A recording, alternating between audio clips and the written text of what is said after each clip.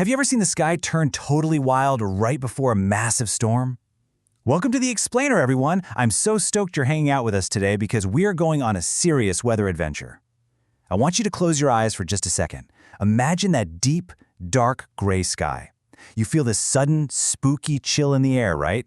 The wind starts howling around your ears, and you just know something huge is about to happen. Today, we're opening up a very special kind of magical picture book. It's actually a poem called A Thunderstorm, written by the amazing poet Emily Dickinson.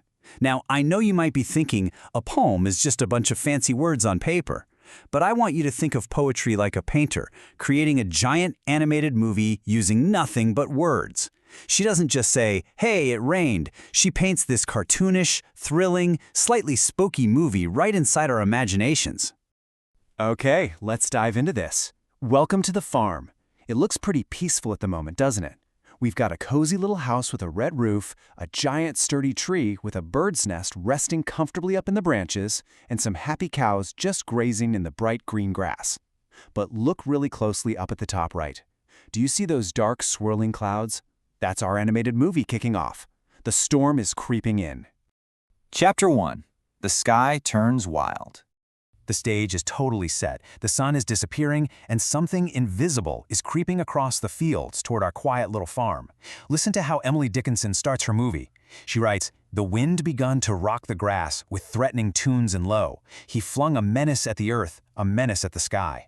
Whoosh! You can almost hear it, right? She isn't just saying, "the wind blew." She's making the wind sound like an invisible bully picking a massive fight. He's singing these spooky low tunes to scare the grass, and he's tossing around threats to the ground and up into the clouds. Now, the poem mentions a menace. A menace is basically a dangerous or threatening invisible monster. By using this specific word, Emily Dickinson is completely transforming the wind. It's not just moving air anymore. No way. The wind is now this grumpy, scary character in our cartoon, just stomping around the farm and throwing a massive temper tantrum. Chapter 2. The Wind Monster Wakes Up. So the wind has finished singing its spooky songs, and now this invisible monster is getting stronger. It's time for him to really start messing with the farm. Listen to this next part. The leaves unhooked themselves from trees and started all abroad. The dust did scoop itself like hands and throw away the road. You've got to use your imagination here. The leaves aren't just falling, they're literally unhooking themselves from the branches and packing their bags for a trip. And my absolute favorite part, picture the dust on the ground magically growing giant, cartoonish hands, scooping itself up and just tossing the entire dirt road right up into the air. And this brilliantly illustrates the magic of poetry. The normal, kind of boring way to say this would just be, the wind blew the dirt. Yawn, right? But the poetry way, the dust did scoop itself like hands and throw away the road. It's just so much more fun. It's super animated, and it makes our brains light up with these wacky, awesome pictures. Now the storm is getting closer. The wagons quickened on the streets. Everyone's rushing, horses are galloping, wheels are spinning super fast just to get out of the way. And then the thunder, hurried, slow. Do you hear how the poem actually changes pace there? We go from the super fast rushing of the wagon zooming down the street right into this deep, heavy, rumbling stop. The thunder is so loud and massive that even when it's trying to hurry, it moves with this slow, giant boom. Chapter 3. Lightning Strikes and Animals Hide. The wind monster has thrown the road away, the thunder is booming, and now the storm monster is finally going to show its face. Zap! The lightning showed a yellow beak and then a livid claw. How crazy is that image?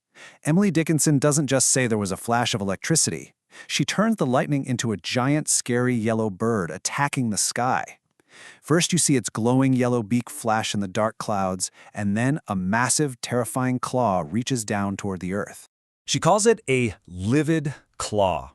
Livid is a super descriptive word. It means something that's furiously angry, but it also means a bruised, bluish-gray color. So I want you to picture this angry, dark, purplish-gray, creepy monster bird hand tearing right through the clouds. No wonder everything is terrified. Now, what's really interesting is how the animals know exactly what's happening. Look at the cows in the bottom right. They aren't just eating grass anymore. They look nervous. They're starting to move. And look at the birds flying straight toward their nest in the tree. The animals can feel that giant monster bird in the sky, and they know exactly what time it is. It's time to run. The poem tells us exactly what they do. The birds put up the bars to nests. The cattle fled to barns. It's total chaos.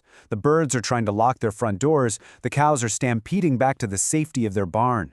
And then, right in the middle of all this frantic running and hiding, there came one drop of giant rain. And then, as if the hands— Wait, hold on. Just one giant, heavy drop of water, splat. You know this exact moment, don't you? It's that one massive drop of rain that hits the pavement right before the entire sky completely explodes. Boom! Chapter 4, The Giant Rain Pours. Let's see how this builds. The waiting is over. That one drop was the final warning, and now the sky is officially falling. The poem says, as if the hands that held the dams had parted hold, the waters wrecked the sky. Imagine giant, invisible hands up in the clouds that were holding back an entire ocean of water, and suddenly those hands just let go. The water doesn't just fall. Emily Dickinson says it wrecked the sky. The storm is so wild and chaotic that it looks like the rain is literally breaking the sky into pieces. But after all that wild chaos, all that roaring wind and monster lightning and sky-wrecking rain, we finally get to take a deep breath. But overlooked my father's house, just quartering a tree. The giant storm just skips right over the poet's cozy little house. They're safe and warm inside. The only casualty? One poor tree outside that got hit by that livid lightning claw and split into pieces. But everyone inside is completely safe. So, the crucial point is how perfectly this animated movie plays out in order. Let's do a quick review of our timeline. 1. The invisible wind bully rocks the grass. 2. The dust grows hands and scoops up the road. 3. The yellow lightning bird flashes its claws, making the animals run away. And 4. The giant hands let go and the rain wrecks the sky. It's a complete, thrilling story from the very first breeze to the giant downpour. And that brings us to the end of our amazing weather adventure. But I have one final question to leave you with today. If Emily Dickinson can turn a thunderstorm into a giant bird with claws and wind into a bully with invisible hands, what kind of monster is a snowstorm? Or what about a sunny day? I challenge you to use your fantastic imaginations today. Look out your window and see if you can paint your very own animated movie using just your words. Thanks for joining me on this explainer, and keep looking up at that wild sky.